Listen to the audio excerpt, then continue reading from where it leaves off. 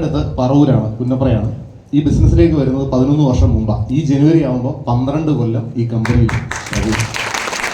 11 വർഷം മുമ്പ് ഈ ബിസിനസ്സിനെ കുറിച്ച് കേൾക്കുമ്പോൾ ഈ ടൗണിൽ തന്നെ 2-3 കച്ചവടങ്ങളൊക്കെ ചെയ്ത് ക്ഷീണിച്ച് 10-30 ലക്ഷം രൂപയുടെ കടമൊക്കെ ആയിട്ട് നിൽക്കുമ്പോഴാണ് ഈ ബിസിനസ് കേൾക്കുന്നത്. ആലപ്പുഴ ജില്ലയിൽ ഡബിൾ ഹോഴ്സ് എന്ന കറി പൗഡറിൻ്റെ ഡിസ്ട്രിബ്യൂട്ടറായിരുന്നു ഞാൻ 2010 തൊട്ട് ഏതാണ്ട് 2 വർഷത്തോളം. അപ്പോൾ ആ ഡബിൾ ഹോഴ്സ് ചെയ്ത വകയിൽ തന്നെ, ഡബിൾ ഹോഴ്സ് നല്ല കമ്പനിയാണ്, പ്രൊഡക്റ്റും ഒക്കെ നല്ല, നിങ്ങൾ വാങ്ങിക്കണം. പക്ഷെ എൻ്റെ എന്തോ ശരിയായില്ല, ഇതെനിക്ക് ക്ലോസ് ചെയ്തിട്ടു.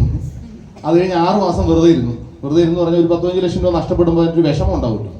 കുറേ കാലം വെറുതെ ഇരുന്നപ്പോഴത്തേക്കും നമ്മുടെ ബന്ധുക്കളും സുഹൃത്തുക്കളും നാട്ടുകാരുമായ പലരും എന്നോട് പറയാൻ തുടങ്ങി, അനീഷേ, ജീവിതമാകുമ്പോൾ സെറ്റ് ബാക്കുകൾ ഉണ്ടാവും, തിരിച്ചടികൾ ഉണ്ടാവും, നീ തകരരുത് രാമൻകുട്ടി, തളരരുത്, നിനക്കൊരു പെൺകുഞ്ഞാന്ന് നീ ഓർക്കണം, വീണ്ടും എന്തെങ്കിലുമൊക്കെ ചെയ്യണമെന്ന് പറഞ്ഞു. അങ്ങനെ ഞാൻ ഒരു റെസ്റ്റോറൻറ്റ് തുടങ്ങി ഇവിടെ ആലപ്പുഴ ബീച്ചിനടുത്തായിട്ട്. 1.5 വർഷം ആ റെസ്റ്റോറൻറ്റ് നടത്തി. ആലപ്പുഴ നഗരസഭ ഏറ്റവും നല്ല നീറ്റ് ആൻഡ് ക്ലീൻ ആയിട്ടുള്ള റെസ്റ്റോറൻറ്റുള്ള അവാർഡ് എൻ്റെ റെസ്റ്റോറൻറ്റ് തരാതിരിക്കുന്നതിൻ്റെ തലേന്ന് ഇതറിയാതെ ഞാൻ പൂട്ടി എന്ന് പറഞ്ഞാൽ നഷ്ടം അതിന് മുമ്പേ കൂട്ടാവുന്നതാണ്. സമയം കിട്ടിയത് അപ്പോഴാന്നുള്ളൂ.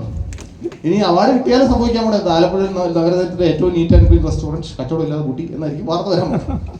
എന്തായാലും അങ്ങനെ 2 ബിസിനസ് പോയി 30 ലക്ഷം രൂപയുടെ കടവുമായിട്ടിരിക്കുമ്പോഴാണ് ഈ ബിസിനസ് എന്നോട് ഒരാൾ വന്ന് പറയുന്നത്.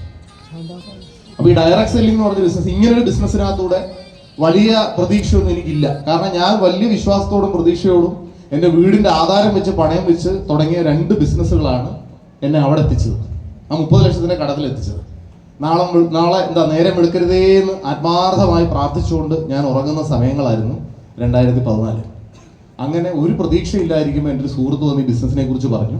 അന്ന് ഇന്നത്തെ പോലെ ഒരു പ്രസൻറ്റേഷൻ വഴിയൊന്നുമല്ല, കൈയോട് മാറണം, പ്രസൻറ്റേഷൻ വഴിയൊന്നുമല്ല ഈ ബിസിനസ് ഞാൻ കേട്ടു. ഒരു വെള്ള പേപ്പറും പേന എടുത്തിട്ട് അയാൾ പറഞ്ഞു തന്നു, ഇത് മൈലേജ് എസ്റ്റേറ്റ് എന്ന് പറഞ്ഞ കമ്പനി, ഇവർക്ക് ഇപ്പോഴത്തെ പോലെ 100 കണക്കിന് പ്രൊഡക്റ്റ് ഒന്നുമില്ല, 15 പ്രൊഡക്റ്റേ ആണെന്നുള്ളൂ, എലമെൻറ്റ്സ് എന്ന ബ്രാൻഡ് ഒന്നുമില്ല, ആയുഷ് മന്ത്രാലയത്തിൻ്റെ സർട്ടിഫിക്കേഷൻ ഇല്ല, കേരളത്തിൽ ഒരു ഔട്ട്ലെറ്റ് പോലും ഇല്ല, എന്ത് പ്രൊഡക്റ്റ് വേണമെങ്കിലും തമിഴ്നാട്ടിൽ പോയി വാങ്ങിക്കണം. ഇതിലൂടെ 1000 രൂപയെങ്കിലും കിട്ടിയ ആളുകളെ ഈ ജില്ലയിലോ ഈ സംസ്ഥാനത്തോ കാണിച്ചു കൊടുക്കാൻ പറഞ്ഞാൽ എന്നോട് ഇത് പറഞ്ഞ ആളുടെ അറിവിലില്ല, എനിക്കും അറിയത്തില്ല. അതുകൊണ്ട് തന്നെ ചുരുക്കി പറഞ്ഞാൽ ഈ ബിസിനസ്സിനെ ഇഷ്ടപ്പെടാനുള്ള ഒരു കാരണവും പ്രഥമ ദൃഷ്ടിയ ഉണ്ടായിരുന്നില്ല. നമ്മൾ ചോദിക്കത്തില്ലേ ചില പെൺകുട്ടികളോട്, നീ എന്ത് കണ്ടിട്ടാണ് അവനെ ഇഷ്ടപ്പെട്ടത് ചോദിക്കില്ലേ? അതുപോലെ എന്ത് കണ്ടിട്ടാണ് ഞാൻ മൈലേജ് സെല്ലിൽ ഇഷ്ടപ്പെട്ടതെന്നും എനിക്കറിയത്തില്ല. അവിടെയാണ് ദൈവത്തിന്റെ കളി പറയുന്നത്. എനിക്കിതിനെ ഇഷ്ടപ്പെട്ടു, മീൻസ് ഇത് ചെയ്യാൻ ഞാൻ തീരുമാനിച്ചു. എനിക്ക് വേറൊരു പ്രതീക്ഷ ഉണ്ടായിരുന്നില്ല. അങ്ങനെ ഈ ബിസിനസ് സ്റ്റാർട്ട് ചെയ്തു. ആദ്യത്തെ 1 മാസം തന്നെ തമിഴ്നാട്ടിൽ പോയിട്ടാണ് പ്രോഡക്റ്റ് എടുക്കുന്നത്. ഞാൻ ഇന്നും ഓർക്കുന്നുണ്ട്, 25,000 രൂപയോളം വരുന്ന പ്രോഡക്റ്റ് തമിഴ്നാട്ടിൽ കുഴിത്തുറ എന്ന് പറയുന്ന സ്ഥലത്ത് പോയി, കമ്പനിയുടെ ഔട്ട്ലെറ്റ് അവിടെ ഉള്ളൂ, എടുത്തുകൊണ്ട് വന്ന് എൻ്റെ വീടിനടുത്തുള്ള കുറച്ച് ആൾക്കാരൊക്കെ കൊണ്ട് കൊടുത്ത് അതൊക്കെയാണ് തുടങ്ങിയത്. പലരോടും എനിക്ക് ആദ്യം പറ്റിയൊരു അബദ്ധം, ഇതിലൂടെ ആഴ്ചയെ 2,10,000 കിട്ടുമെന്നൊക്കെ ഞാൻ പറഞ്ഞു.